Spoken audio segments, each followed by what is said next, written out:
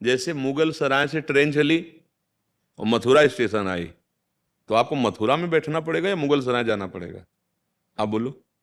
अगर जहां इस ट्रेन मिली ना वहीं बैठ गए ना, तो आप हमारी ट्रेन को क्यों देखते हो, कहां से बनी और कहां से चली? अब आपको वृंदावन में मिल गई ना, यहीं से बैठ जाओ, निकल चलो, यहीं से बैठ जाओ। अब तुम उसको पीछे क्यों सोचो?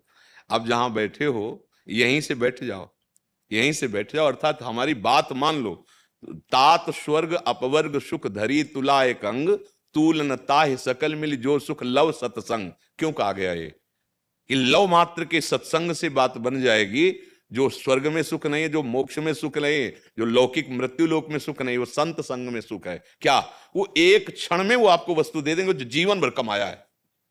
आप संतों के हृदय को नहीं जानते, उसका महत्व नहीं जानते। एक क्षण में वो दे देंगे जिसका अनुभव करने के लिए उन्होंने बहुत ताप सहे हैं, बहुत कष्ट सहा है। अब उसे आप स्वीकार कर लो। पर हम लोग ऐसे आते हैं संतों के पास, ऐसे का मतलब अहंकार युक्त, ऐसे नहीं आते। ऐसे अगर आए तो पेट भर जाए, अर्थात विश्राम मिल जाए। ओहो आज संत समागम मिला, आज तो मैं निहाल हो गया, आज तो जो वचन मिले उनसे निहाल हो गया। तो ये बात नहीं सोचनी है। आज से अगर हम श्री जी की शरण में हैं और हमने राधा राधा राधा और मर गए, इतने में प्राण निकल गए, तो इतने में श्री जी मिल जाएंगे। इस बात को समझो। पुत्र के बहाने से नारायण पुकारा तो भगवान मिल गए ना अंतिम समय में। अच्छा, हमें पता नहीं कि अंतिम कब हो जाएगा, तो हमें हर श्वास में नाम जप करना है। अगर नाम में हम हैं तो हमको ये डर नहीं है कि हमारे 40 साल व्यतीत हो गए। कम से कम भगवान की कृपा है कि 40 साल में आप जाग गई, नहीं तो पूरे के पूरे जीवन निकल जाते हैं और जग नहीं पाता जीव। आज जग गई, अब जितनी श्वासें बची हैं उनमें सावधानी पूर्वक गंदे आचरणों का त्याग, गंदी बातों के चिंतन का त्याग, गंदे दृश्य देखने का त्याग, और सबकी सेवा का भावना, जो परिवार के या जो अतिथि आज, और नाम जप और भगवत अंदर से आश्रय, भगवत आश्रय। इसी जन्म में जितना समय बचा है उतने में भगवत प्राप्ति हो जाएगी। पक्का समझो, बात पर विश्वास कर लो। आखिरी श्वास जो होती फाइनल उसी का हो जाता है। जैसे हमें फोटो खिंचवा लें और ऐसे किया तो ऐसे आ जाएंगे ना। तो आखिरी श्वास में अगर हम संसार का चिंतन कर रहे हैं, जैसे आखिरी श्वास में घर परिवार सब कुछ छोड़कर भजन के लिए आए थे भरत जी महाराज, और हिरन के बच्चे में प्यार हो गया, आखिरी श्वास में हिरन के बच्चे का ध्यान किया, तो अगला जन्म हिरन में बन, भागवत में पढ़ के देख लो, हिरन बन गए ना।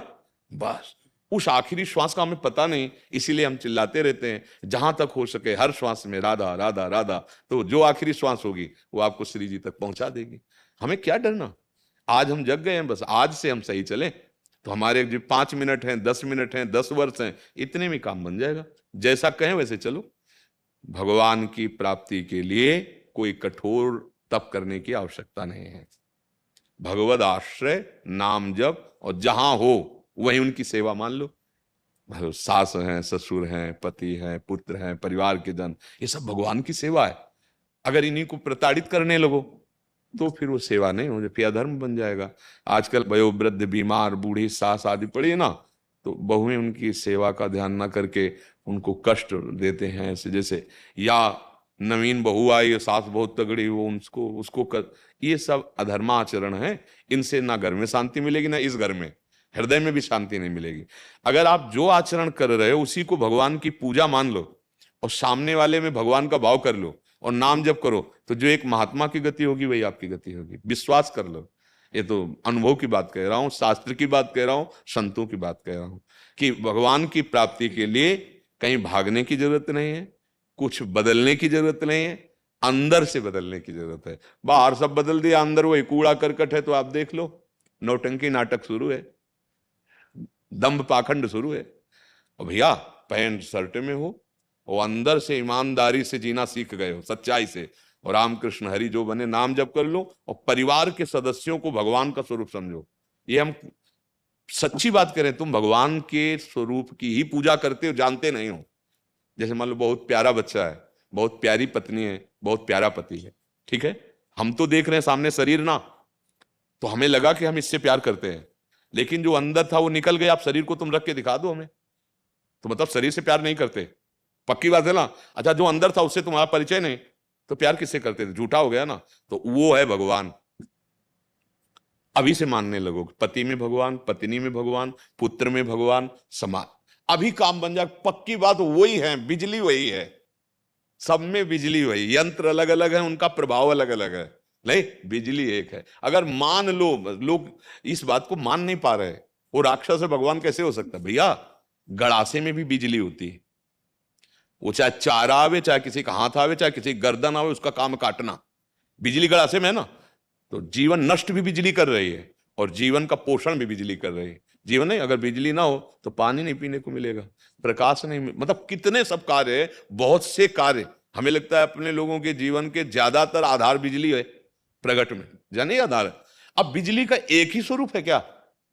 देखो प्रकाश भी दे रही, ठंडा भी कर रही, हीटर में गर्म कर, कितने यंत्रों का प्रभाव। तो ये खोपड़ियों में गुणों का प्रभाव, सतोगुण रजोगुण तमोगुण, वो राक्षस दिखाई देगा, वो देवता दिखाई देगा, वो रजोगुणी दिखाई देगा, राजसी, लेकिन उनमें पावर एक ही है, परमात्मा सबके हृदय में। और ज्ञानी वही है जो उसको देखता है पावर को, अज्ञानी वही है जो चमड़े को और क्रियाओं को देखता है। बस बात इतनी समझ ली है। और अगर ये बात आप समझ गए तो पैंट शर्ट में महात्मा हो, तुमको जाकर के लंगोटी लगा के तपस्या नहीं करनी, बात मान लो। सारी तपस्या का फल है केवल समझ ठीक हो जाना। समस्त तपस्याओं का फल क्या मिला है, हम तुम्हें बता दें, समझ ठीक हो गई है, बुद्धि ठीक हो गई है, नहीं तो बुद्धि भ्रष्ट है।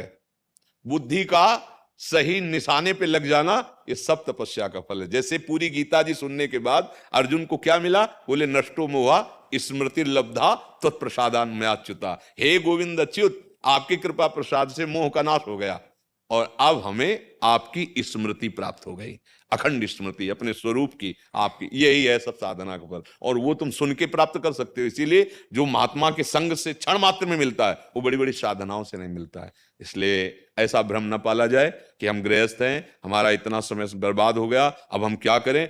बिल्कुल गुंजाइश है, आखिरी श्वास तक गुंजाइश है भगवत प्राप्ति की, डरना मत। अब ये जरूर है कि अब जैसे जाग रहे हो तो फिर अब गंदे मार्ग का जो मन अनुसरण करता रहा है, अब उसको सहना पड़ेगा। अब गंदे आचरण भी करते रहो, फिर वो तो दम्भ हो जाएगा, पाखंड हो जाएगा, और वो यही ज्यादा हो रहा है। अगर आप विषयी हो तो आपकी बात का रंग ही नहीं चढ़ेगा, चाहे जितना आप कुछ भी। और आप अगर हृदय की ग्रंथि खोल चुके हैं तो एक शब्द जिसके कान में पड़ेगा ना, वो उसको जा करके जैसे अपने अधीन कर लेगा, उसको सत मार्ग में खड़ा कर देगा, उसको जागृत कर देगा, उसको भगवत प्राप्ति अमोघश्च भगवत प्राप्ति करा के छोड़ेगा। पहले हमको चक का आनंद ले लेना है, भगवत आनंद, तब बात बनेगी। इसलिए बिल्कुल आखिरी श्वास में भी गुंजाइश है भगवत प्राप्ति की।